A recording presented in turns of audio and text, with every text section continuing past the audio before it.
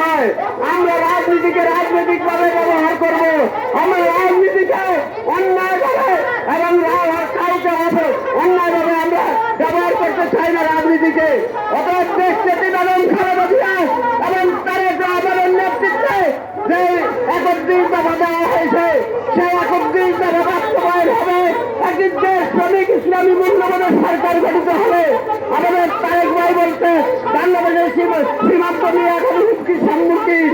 আজকে আমাদের বিএনপি সহ বিএনপির সমবেত ছাত্রদল, যুবদল এবং স্বেচ্ছাসেবক দল যে লং মার্চ করেছে, সেই লং মার্চের মাধ্যমে এই ভারতীয় তারা এবং ভারতীয় অনুসারীদেরকে, ইসলাম বিদ্বেষীদেরকে বাংলাদেশের মাটিতে কোথাও জায়গা দেওয়া যাবে না এবং কোথাও তাদের অবস্থান হবে না ইনশাআল্লাহ। আমরা দেশ শ্রমিক জনতা আছি, জনগণ পর্যন্ত এদেশের মুক্তিকামী মানুষ তাদের একটি সরকার সরকারের অধীনে নির্বাচন না হবে সেই পর্যন্ত আমরা রাজপথে ভাড়া বসে বসাবো ইনশাআল্লাহ। সবাইকে ধন্যবাদ জানিয়ে আমার বক্তব্য এখানে শেষ।